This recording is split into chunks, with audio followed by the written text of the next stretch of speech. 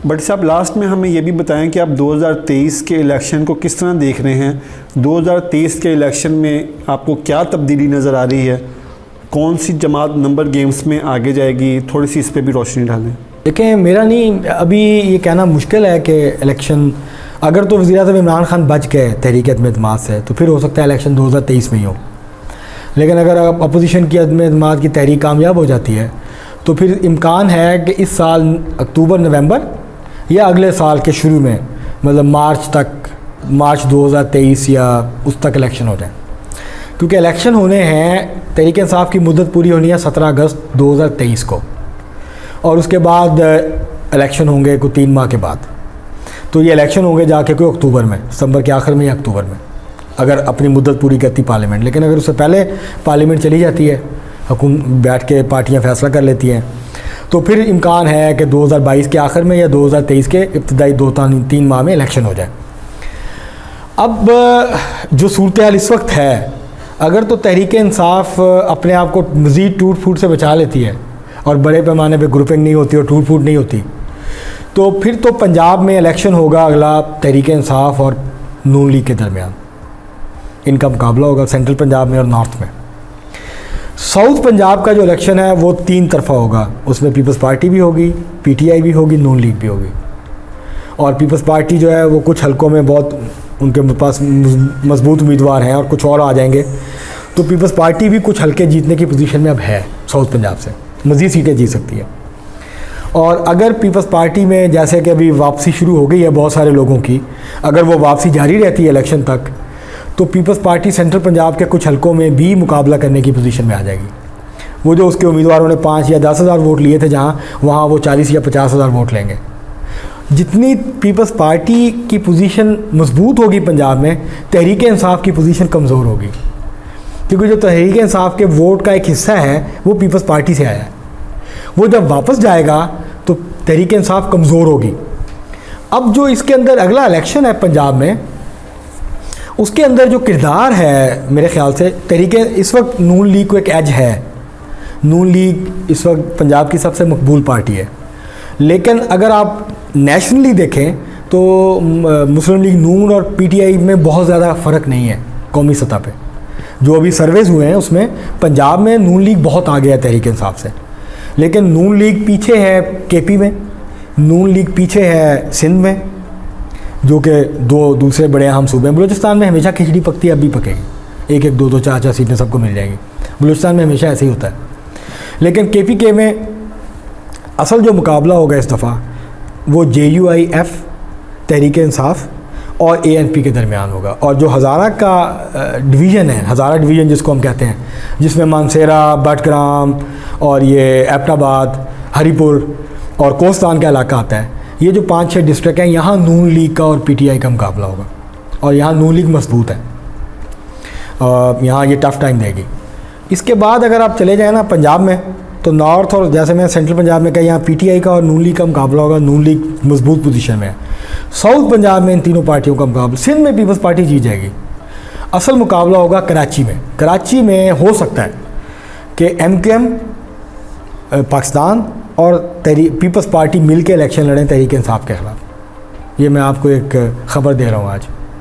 इनके हो सकता है मामला तय हो जाएं और ये दोनों मिलके सीट एडजस्टमेंट करके तहरीक इंसाफ के ख़िलाफ़ इलेक्शन लड़ें। क्योंकि देखें MQM MQM क्यों पीछे हट रही है तहरीक इंसाफ से। MQM अगर हुकूमत के साथ रहती भी है तो MQM को इस बात का पता है कि MQM पाकिस्तान ने मुकाबला करना है तहरीक इंसाफ का, जिसने कराची से 14 सीटें जीती हैं।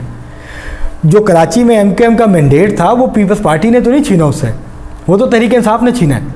और जो अगले इलेक्शन में लड़ाई होनी है आपस में, इलेक्शन की बात करूँ मैं, वैसे फिजिकल लड़ाई की बात नहीं कर रहा, जो इंतखाबी लड़ाई है वो तहरीक इंसाफ और MQM पाकिस्तान जो है उसके दरमियान होनी है। तो इसलिए वो अभी से अपनी सफ़ें दुरुस्त करेंगे। तो एक दिलचस्प कैफियत होगी अगले जो इलेक्शन है उसकी, क्योंकि नून लीग इंटीरियर सिंध में बहुत वीक है। नून लीग कराची के भी 1-2 हलकों के अलावा बहुत कमज़ोर है। तो KPK के भी एक हिस्से तक जो है वो महदूद है। जो तहरीक इंसाफ KPK है, खैबर पख्तूनख्वा है, क्या तहरीक इंसाफ इकट्ठी रहती है या वहाँ पे भी तकसीम होती है? और अगर तकसीम होती है तो उसका सबसे ज़्यादा फ़ायदा जमीयत उलमा इस्लाम को होगा। मौलाना फजल रहमान को, क्योंकि जो तहरीक इंसाफ के वहाँ से लोग टूटेंगे वो फिर जमीयत उलमा इस्लाम का टिकट लेना चाहेंगे, क्योंकि इस वक्त जो अगर कोई पार्टी अगर खड़ी है वहाँ तहरीक इंसाफ के मुकाबले पे तो वो जमीयत उलमा इस्लाम है। अभी जो नताइज थे पहले मरहले के लोकल गवर्नमेंट के KPK में, उनसे ये साबित हुआ, क्योंकि सबसे ज़्यादा जो सीटें जीती हैं वो मौलाना फजल रहमान की पार्टी ने जीती हैं, जमीयत उलमा इस्लाम ने। PTI दूसरे नंबर पे आई है, उसके बाद फिर आज़ाद हैं और फिर ANP है। पीपल्स पार्टी को तो 1 मिली है और नून लीग ने 3 जीती हैं। तो इससे साफ ज़ाहिर है कि जो अगले इलेक्शन में मुकाबला होगा खैबर पख्तूनख्वा के सूबे में, वो बराह रास्त होगा जमीयत उलमा इस्लाम और PTI के दरमियान, और ये दोनों एक दूसरे को टफ टाइम देंगे और हो सकता है कि ये दोनों अलाइंस बनाएं। लेकिन इस बात का दारोमदार इस बात पे होना है कि क्या तहरीक इंसाफ इकट्ठी रह पाएगी KP में या तकसीम होगी, और अगर तकसीम होगी तो ज़ाहिर है वीक होगी, कमज़ोर होगी। और एक और आपको मैं फैक्टर बताऊँ मज़े की, फिर मैं बात ख़त्म करता हूँ। मुस्लिम लीग काफ का किरदार बड़ा अहम होगा पंजाब में। PTI के बहुत सारे अरकान ना मुस्लिम लीग नून से राब्ते में है, ना वो पीपल्स पार्टी के साथ राब्ते में है, ना वो मौलाना फजल रहमान के साथ राब्ते में है, वो चौधरी परवेज़ इलाही के साथ राब्ते में है।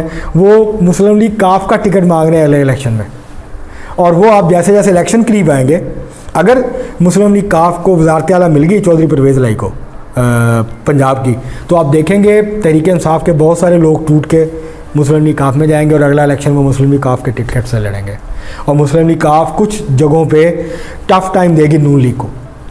इसलिए ये फैसला बड़ा मुश्किल होगा नून लीग के लिए कि वो चौधरी परवेज़ इलाही को चीफ मिनिस्टर बनाते हैं या नहीं बनाते, क्योंकि उसका नुकसान नून लीग को भी हो सकता है। अगर चौधरी परवेज़ इलाही 1 साल चीफ मिनिस्टर रह जाते हैं तो बहुत तोड़ फोड़ करेंगे पंजाब में। उनके अंदर ये खूबी है, एक तो इंतज़ामी एतबार से वो बहुत बेहतर हैं, दूसरा सियासी जोड़ तोड़ के एतबार से उनके मुकाबले पे और कोई सियासतदान नहीं है पंजाब में। पंजाब के हर बड़े ख़ानदान जो हैं सियासी, उनके साथ तो उनकी रिश्तेदारी है, उनके साथ उनका ताल्लुक़ है, और इस वजह से जो चौधरीज़ हैं गुजरात के, उनकी जो आउटरीच है वो बहुत ज़्यादा है पंजाब के अंदर, तो वो भी हमें सरप्राइज़ दे सकते हैं, टफ़ टाइम दे सकते हैं इन सारी पार्टियों को। तो ये सारी कैफियत है, और प्रेडिक्शन मेरी यही है कि अगर तहरीक इंसाफ के हक़ में फ़ैसला आ गया सुप्रीम कोर्ट से, और सुप्रीम कोर्ट ने रोक दिया बागी अरकान को वोट डालने से, तो इमरान खान की हुकूमत बच जाएगी। अगर सुप्रीम कोर्ट ने मुदाखलत ना की और तहरीक इंसाफ की मर्ज़ी और मंशा के मुताबिक तशरीह ना हुई, और सुप्रीम कोर्ट ने यह कहा कि बागी अरकान जब तक वोट नहीं डालते आप उनको डिस्क्वालीफाई नहीं कर सकते, तो फिर इमरान खान साहब की हुकूमत चली जाएगी, अदम एतमाद कामयाब हो जाएगी। अब ये 5-7 दिन जो अगले हैं, ये हफ्ता है, ये जो वाला जो आज शुरू हुआ है, ये बड़ा इंपॉर्टेंट है, क्योंकि अगर तो सुप्रीम कोर्ट को फ़ैसला करना है फौरी, सुप्रीम कोर्ट इसको लंबा नहीं खींच सकेगी, क्योंकि असेंबली का इजलास होना शुरू हो जाएगा 25 के बाद, और फिर 1 हफ़्ता होगा, तो सुप्रीम कोर्ट के पास ज़्यादा से ज़्यादा 10-12 दिन होंगे फ़ैसला करने के लिए, और हो सकता है कि रोज़ाना की बुनियाद पर सुप्रीम कोर्ट सुने और 2-3 दिन में इसका फ़ैसला कर दे। तो ये फ़ैसला जो है, ये अब तहरीक इंसाफ की हुकूमत में रहना या नहीं रहना, इसका फ़ैसला अब सुप्रीम कोर्ट का ये फ़ैसला करेगा। और अगर तहरीक इंसाफ जो कह रही है वो तशरीह मान लेती है सुप्रीम कोर्ट, तो ज़ाहिर है फिर तहरीक इंसाफ की हुकूमत बच जाएगी। फिर अपोजिशन के बुरे दिन शुरू हो गए, लेकिन अपोजिशन के पास प्लान बी है, जो अगर फ़र्ज़ किया कि तहरीक एतमाद नाकाम हो जाती है, तो इमरान खान साहब तो कह रहे हैं कि मैं किसी को छोड़ूंगा नहीं, ना मैं अपोजिशन को छोड़ूंगा, ना मैं बागी अरकान को छोड़ूंगा। अब ये बहुत बड़ा स्टेक है, मतलब इसके बाद अपोजिशन के सारे लोग हो सकता है फिर जेलों में जाएं, ठीक है। अब अपोजिशन के पास प्लान बी क्या है? अपोजिशन के पास प्लान बी ये है कि अगर सुप्रीम कोर्ट ये कहती है, तो फिर अपोजिशन इन अरकान से इस्तीफ़ा दिलवाएगी कौमी असम्बली से। वो अगर सुप्रीम कोर्ट का फ़ैसला आ गया कि ये बागी अरकान वोट नहीं दे सकते, तो फिर अपोजिशन की जो पार्टियां हैं, लीडरशिप है, उनसे इस्तीफ़े पहले ही ले चुके हैं उनसे। ये उनके इस्तीफ़े जमा करा देंगे स्पीकर को, और वो अरकान जाके स्पीकर को कहेंगे कि हाँ हमने इस्तीफ़ा दे दिया। अगर ये सारे अरकान इस्तीफ़ा दे देते हैं, तो अपोजिशन फिर ये कहेगी वज़ीर आज़म से कि आप इत्मीनान का वोट लें। ये क्राइसिस पैदा करेंगे और ये रेजोल्यूशन मूव करेंगे कि आप अदम इत्मीनान का वोट लें, क्योंकि हुकूमत की गिनती तो पूरी नहीं होगी। उसके बाद क्या होगा? ये इस्तीफ़े दिलवा देंगे, इलेक्शन होना है 60 दिन के बाद, उसके बाद हुकूमत बजट पास नहीं करवा सकेगी। ये अपोजिशन का प्लान भी है। कि अपोजिशन हुकूमत को शिकस्त दे देगी, क्योंकि ज़ाहिर अगर 30 या 35 या 40 अरकान तहरीक इंसाफ के इस्तीफ़ा दे देते हैं, उनकी सीटें खाली हो जाती हैं। और अगर मई में बजट पास नहीं होता, हुकूमत को फिर डिले करना पड़ेगा, जून के बाद जाके बजट देना पड़ेगा, तो ज़ाहिर है वो एक मुश्किल सूरत हाल हो जाएगी। और अगर हुकूमत बजट पास नहीं करवा पाती तो हुकूमत ख़त्म हो जाएगी। ये अपोजिशन का प्लान भी है कि फिर अगर सुप्रीम कोर्ट रोकती है तो इस्तीफ़ा देने से तो किसी को नहीं रोका जा सकता, फिर इन अरकान असम्बली जो हैं ये तहरीक इंसाफ के इस्तीफ़े दे देंगे और इस्तीफ़े देने के बाद एक क्राइसिस क्रिएट हो जाएगा। हुकूमत को बजट पास करवाना हुकूमत के बस में नहीं रहेगा और इत्तेहादी हुकूमत का साथ नहीं देंगे बजट के ऊपर, और हुकूमत एक महीना अब नहीं गिरेगी तो 1.5 महीने के बाद हुकूमत गिर जाएगी, हुकूमत एक नए क्राइसिस में चली जाएगी। तो इसलिए ये सारा कुछ अभी बहुत इफ्स एंड बट्स हैं। ये 10-15 ये जो सुप्रीम कोर्ट का फ़ैसला आएगा इससे सूरत हाल वाज़ेह हो जाएगी, और उसके बाद जब अदम एतमाद की तहरीक पेश होगी इस फैसले की रोशनी में तो और ज़्यादा सूरत हाल जो है वो वाज़ेह हो जाएगी। लेकिन अपोजिशन जो है वो सड़कों पे भी आएगी तहरीक अदम एतमाद की नाकामी के बाद, वो हुकूमत पर दबाव डालेंगे असम्बली के अंदर से भी और असम्बली के बाहर से भी, और फिर बड़े पैमाने पर एहतजाज होगा, ये उनका प्लान भी है। फिर ज़ाहिर है जब तहरीक अदम एतमाद नाकाम हो जाएगी तो वज़ीर आज़म तो जलसे नहीं करेंगे ना, वो फिर किस बुनियाद पर जलसे करेंगे? वो तो जो इकॉनमी नीचे जा रही होगी उसको संभालने की कोशिश करेंगे, उन्होंने तो जवाब देना है फिर, और अगला बजट भी पेश करना है, तो फिर अपोजिशन उनके ऊपर दबाव बढ़ाएगी और फिर मनफी, ज़ाहिर है जो भी अपोजिशन होती है उसका काम ही है, तो फिर वो और ज़्यादा मनफी हथकंडे इस्तेमाल करेंगे इस हुकूमत को गिराने के लिए। तो एक नया, अगर एक क्राइसिस ख़त्म होगा ना तो उसकी जगह एक नया क्राइसिस शुरू हो जाएगा। और जब तक इलेक्शन नहीं होंगे पाकिस्तान में किसी न किसी शक्ल में कोई ना कोई बहरान अब खड़ा रहेगा। इसलिए ये बहरान बहुत हद तक टलेगा या नीचे आएगा जब अगले इलेक्शन होंगे और कोई नई हुकूमत बनेगी, और इलेक्शन भी ऐसे हों जिसके ऊपर सबको इत्मीनान हो, कोई ये ना कहे कि जी फ़लाँ ने ये किया फ़लाँ ने वो किया। साफ़ शफाफ इलेक्शन हो, सबको नज़र आए कि हार जीत का फ़ैसला बड़ी ईमानदारी से हुआ है। 5 साल जो है उनको अपनी मुद्दत जो भी है जब तक असम्बली की है वो उनके पास अक्सरियत है, वो अपनी हुकूमत चलाए, पॉलिसियाँ लेके आए, लोगों की खिदमत करे। लेकिन मेरे ख्याल से देखें ना, 3 काम अगर हम नहीं करते तो हम ये बहरानों का सामना करते रहेंगे। एक, सियासत में जो पैसे का और दौलत का इस्तेमाल है उसको कम करें, हम ऐसे कवानीन बनाएं, और पार्टियां मिलकर ये फ़ैसला करें कि हम इनकरेज नहीं करेंगे अमीर उम्मीदवारों को कि वो पैसे के ज़ोर पे इलेक्शन जीत के आए, हम मेरिट के ऊपर टिकट देंगे।